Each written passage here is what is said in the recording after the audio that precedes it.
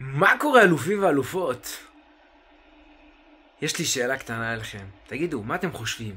יש איזה דבר כזה, איזה מילים שאני אתם ואני יכולים להוציא מהפה שלנו ושיגרמו לאיזה קרש קפיצה שיקפיצו אותנו ממקום אחד למקום אחר?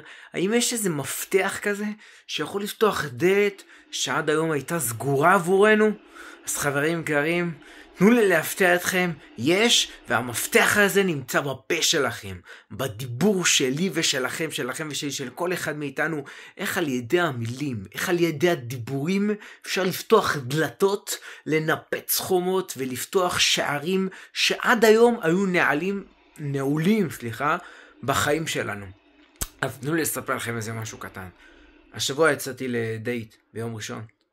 בעקבות הפוסט שכתבתי, קודם כל תודה רבה ענקית לכל מי ששיתף את אותו פוסט עם אותו תמונה מגניבה, ככה שמעתי על אותו גשר בגן חיות התנ"כי עם חיוך מדהים, ככה אנשים אומרים. ברוך השם, הפוסט הזה שותף איזה 267 פעמים, יותר, פחות, לא זוכר. בקיצור, יצא לי מזה ככה לדבר עם כמה בנות, לצאת בינתיים לדייט אחד.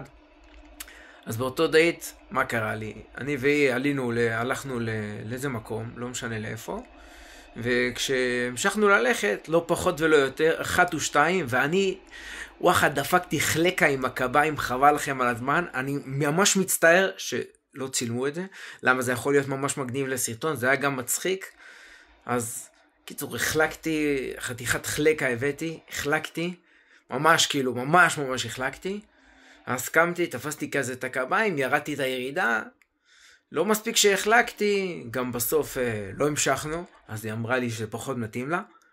אז ברוך השם, אני השתדלתי לומר תודה על זה שהחלקתי, הייתי בהודעה לבורא עולם על זה שהחלקתי, ובהודעה על זה שבורא עולם, אני מתפלל שאת הטוב, את מה שנכון להיקרב אליי, ואת מה שלא נכון עבורי שירחיק ממני.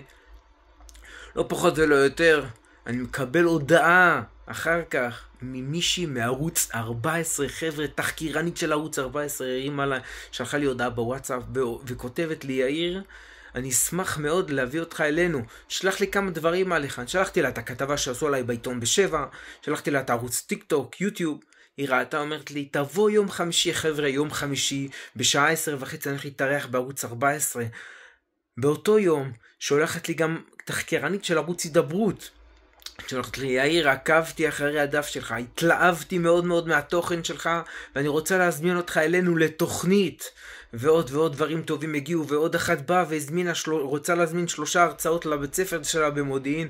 חברים יקרים, ההודעה שלנו, הפה שלנו, ברגע שאנחנו נאמר תודה גם על מה שלא קרה לנו, גם על מה שלא פשוט עבורנו, זה מעין קרש קפיצה להביא אותנו לדרגה הבאה. חברים יקרים, אני יודע שזה לא קרה, אבל שימו לב מה כתוב בפרק תהילים, בואו שעריו בתודה. כל השערים כולם הם אצל בורא עולם, פרנסה, זוגיות, הכל. נכון, תגידו, אז איך זה יכול להיות שאתה עוד לא התחתנת?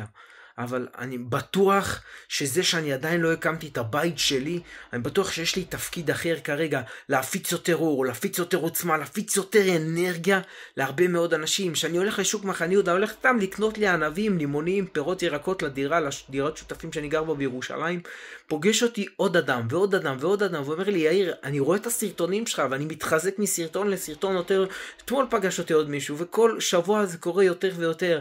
אז כשאני רואה את זה אני מתמלא באנרגיה, אני מתמלא בעוצמה. ברור שאני רוצה להקים את הבית שלי עם האישה הטובה, הנכונה והמדויקת ביותר עבורי. יחד עם זאת, אני לא שוכח מה השליחות שלי. מה השליחות שלי בעולם, מה השליחות שלי כל יום, כל רגע, כל שנייה. בעזרת השם יום חמישי ב10:30 תצפו. אני גם מביא איתי את הספר וידבר על מפתח שעדיין לא דיברתי בשום סרטון. תחיו חזק וישאר לכם יום מצוין.